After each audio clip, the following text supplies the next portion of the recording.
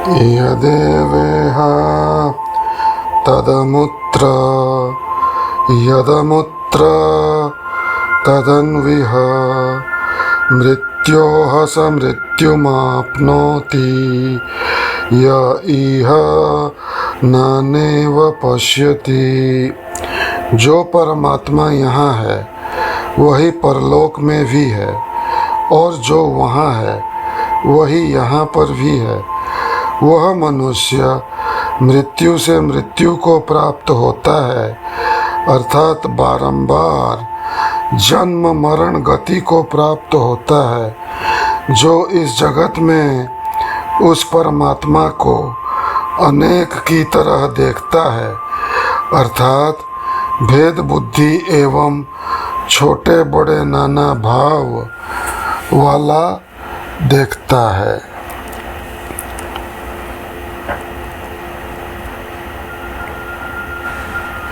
आज का तारीख है अक्टूबर 21, 2025, अक्टूबर 21, 2025, और यह है स्वामी निरंजन जी पॉडकास्ट विथ सैम योगी। मैं हूँ सैम योगी, और इस पॉडकास्ट का एपिसोड नंबर 87 में आपका स्वागत है। हम चर्चा कर रहे हैं एक ऐसे उपनिषद की जो उन उपनिषदों में नहीं है जिनकी व्याख्या शंकराचार्य ने भाष्य लिखकर की थी। वे 10 उपनिषद अलग थे, लेकिन उनके साथ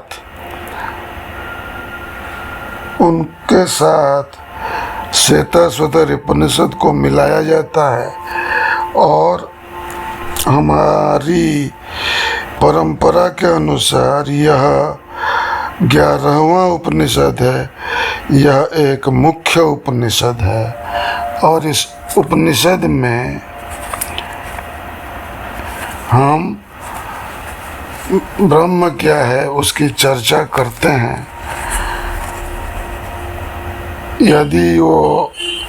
यद्यपि शंकराचार्य ने भाष्य इस पर नहीं लिखा, तो आइए देखते हैं कि इस उपनिषद में आगे क्या होता है।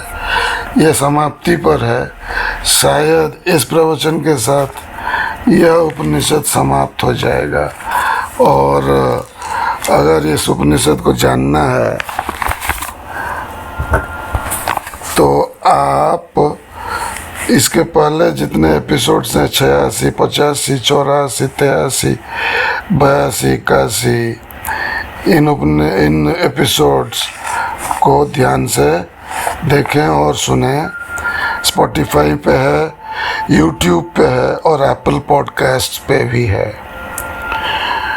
मच्चित्ता मदगत प्राणा बोधयन्तः परस्परं कथयन्तश्च मां नित्यं तुष्यन्ति च रमन्ति च तेषां सततयुक्तानां भजतां प्रीतिपूर्वकं ददामि बुद्धियोगं तं येन मामुपयान्ति ते।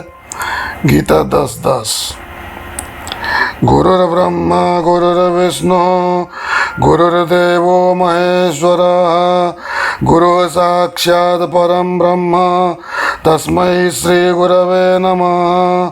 ध्यानमूलं गुरुर्मूर्ति पूजामूलं गुरुर्पदं मंत्रमूलं गुरुर्वाक्यं मोक्षमूलं गुरुः कृपा। अज्ञानतिमिरान्धस्य ज्ञानाञ्जनशलाकया चक्षुरुन्मीलितं येन तस्मै श्रीगुरवे नमः।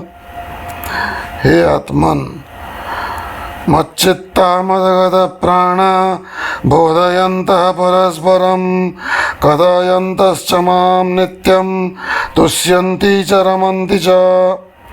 निरंतर मुझ में मन लगाए रखने वाले और मुझ में ही प्राणों को अर्पण करने वाले अर्थात परमात्मा को अनुभव करने के लिए अपना जीवन अर्पण करने वाले भक्तजन मेरी भक्ति की चर्चा के द्वारा आपस में मेरे प्रभाव को जानते हुए तथा गुण और प्रभाव सहित मेरा कथन करते हुए ही निरंतर संतुष्ट रहते हैं।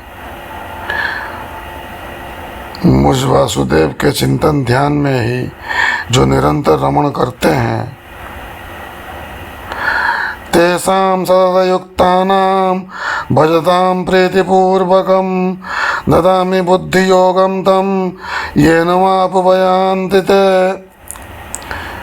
मुझ वासुदेव के चिंतन ध्यान में ही जो निरंतर रमण करते हैं, उन निरंतर मेरे ध्यान आदि में लगे हुए और प्रेम पूर्वक भजन करने वाले भक्तों को मैं वह तत्वज्ञान रूप योग देता हूँ जिससे वे मुझको ही प्राप्त होते हैं, अर्थात वे फिर सोहम अहम ब्रह्मास्मि भाव को ही प्राप्त होते हैं। तो यह हो गया अहम ब्रह्मास्मि, अहम ब्रह्म अस्मि, मैं ब्रह्म हूँ, सोहम सह हम, वह मैं हूँ, दोनों एक ही बात कर रहे हैं। इनको महावाक्य कहा जाता है। आइए आगे देखते हैं श्वेताश्वतर उपनिषद का पांचवा अध्याय, पंचम अध्याय, मंत्र नंबर 9। बालाग्रह शतभागस्य शतधा कल्पितस्य च भागो जीवः सविज्ञेयः स चानन्त्याय कल्पते। यह जीवात्मा बाल की नोक के 10,000 टुकड़े में से एक टुकड़ा जितना आकाश में जगह घेरता है, उसी के बराबर सूक्ष्म जीव का स्वरूप समझना चाहिए और वह असीम भाव वाला होने में भी समर्थ है।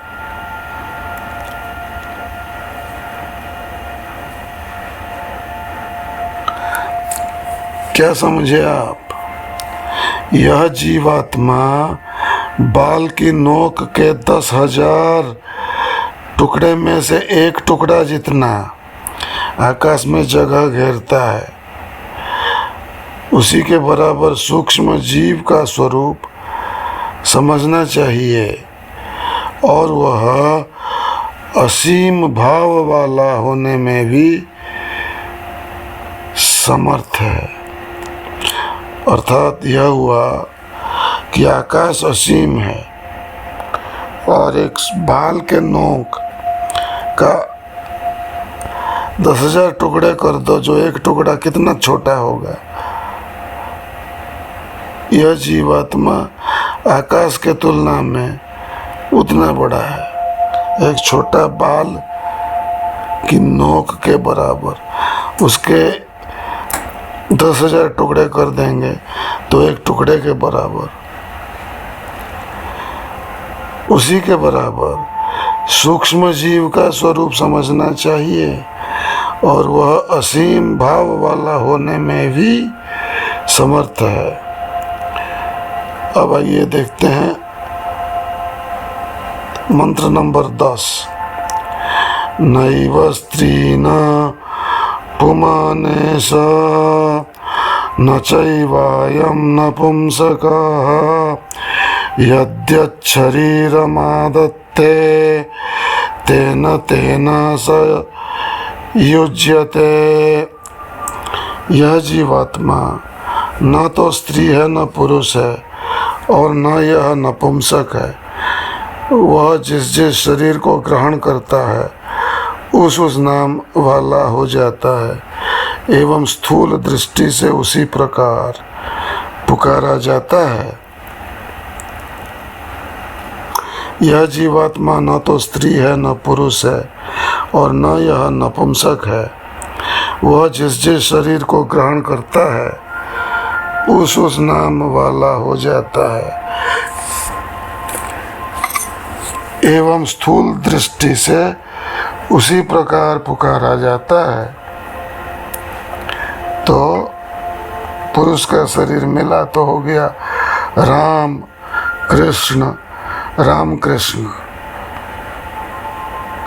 स्त्री का शरीर मिला तो हो गया सीता, रुक्मणी, सत्यभामा इत्यादि।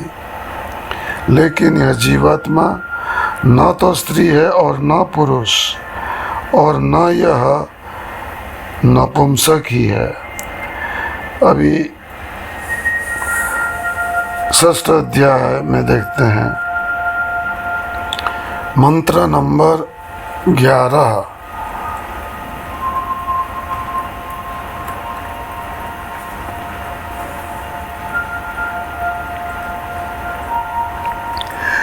एको देवः सर्वभूतेषु गूढः सर्वव्यापी सर्वभूतान्तरात्मा कर्माध्यक्षः सर्वभूताधिवासः साक्षी चेता केवलो निर्गुणश्च।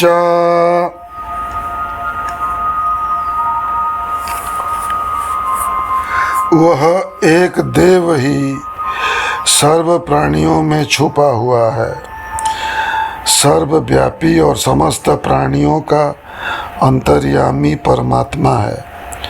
वही सबके कर्मों का अधिष्ठाता, संपूर्ण भूतों का निवास स्थान, सबका साक्षी, चेतन स्वरूप, सर्वथा विशुद्ध और गुणातीत है।